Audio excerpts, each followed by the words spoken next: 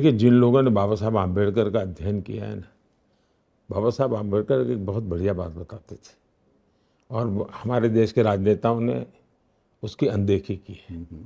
बाबा साहब कहते थे कि इस देश में इंडस्ट्रियल रिवॉल्यूशन बहुत ज़रूरी है, क्योंकि देश का जो दलित आदिवासी वो जमीन का मालिक है ही नहीं, वो एग्रीकल्चर में कुछ नहीं कर सकता है।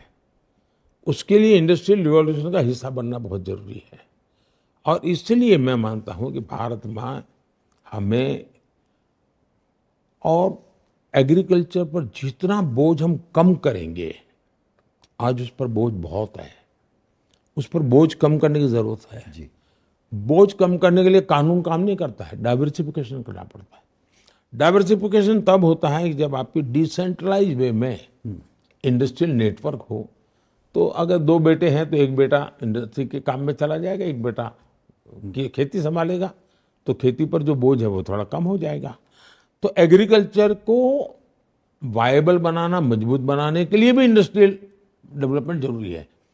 हम एग्रीकल्चर का वैल्यूएशन करने वाली इंडस्ट्री जितनी ज़्यादा बढ़ाते हैं तो सीधा सीधा फायदा है, अदरवाइज हम डाइवर्सिफिकेशन की तरफ ले जाए तो उसका फायदा है। मेरा गुजरात का अनुभव रहा है। गुजरात तो एक ऐसा राज्य है जिसके अपने पास खुद के कुछ मिनरल्स नहीं है, ज़्यादा से ज़्यादा नमक से सिवा कुछ है नहीं गुजरात के पास। ऐसे समय में गुजरात एक ट्रेडर स्टेट बना था। एक तो 10 साल में 7 साल अकाल, तो एग्रीकल्चर में भी हम पुअर थे। एक जगह से माल लेते थे, दूसरी जगह पे देते थे और कुछ कमा करके गुजारा करते थे। उसमें से रिवॉल्यूशन आया, एग्रीकल्चर में रिवॉल्यूशन आया, इंडस्ट्री में रिवॉल्यूशन आया। वो मेरा अनुभव यहाँ मुझे बहुत काम आ रहा है और उसके कारण मैंने और हमारी इंडस्ट्री को हमने क्लस्टर डेवलप करने चाहिए। मैं क्लस्टर को, जैसे मेरे एक छोटी सी स्कीम है, 1 district 1 product. 1 district 1 product district की पहचान बन रही है और उसमें वैल्यूएशन हो रहा है, टेक्नोलॉजी आ रही है, क्वालिटी आ रही है। अब आज देखिए, भारत में ऑटोमोबाइल इंडस्ट्री के लिए बहुत बड़ी संभावना है, इलेक्ट्रिक व्हीकल के लिए बहुत संभावना। हमने स्पेस को ओपन अप कर दिया। मैंने देखा स्पेस में इतने स्टार्टअप्स आए हैं कि सारे स्टार्टअप टेक्नोलॉजी को लीड कर रहे हैं।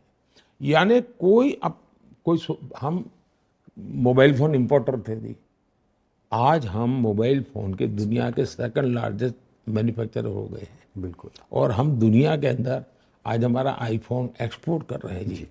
दुनिया में 7 में से 1 आईफोन हमारे यहाँ होता है। बिल्कुल। वैसा ही मैं बताऊं, गुजरात में जो मेरा डायमंड का अनुभव रहा, आज दुनिया में 10 में से 8 डायमंड वो होते हैं जिस पर किसी न किसी हिंदुस्तानी का हाथ लगा होता है।